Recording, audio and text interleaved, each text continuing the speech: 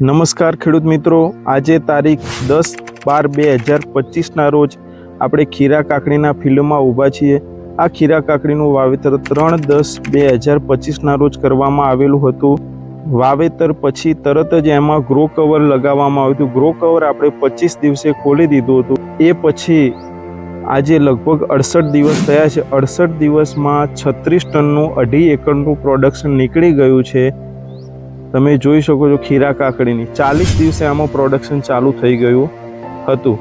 અને આ વર્ષે જર્મિનેશન થયા પછી ગરમીના કારણે ઘણા બધા છોડ ની ગેપ પડી ગઈ હતી, છતાં પણ તમે જોઈ શકો છો કે પ્રોડક્શન આપણને આમાં 36 ટનનું નીકળી ગયું છે।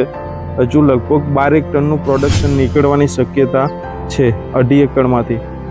તો ટોટલ 48 ટન આજુબાજુ પ્રોડક્શન નીકળી જશે એવી શક્યતા છે। તો ખૂબ જ ઓછા ટાઈમમાં અને ઓછા ખર્ચે ખીરા કાકડીની ખેતી મલ્ચિંગ અને ડ્રીપની મદદથી અને ગ્રો કવરની મદદથી તમે કરી શકો છો। ઓકે, ધન્યવાદ, નમસ્કાર।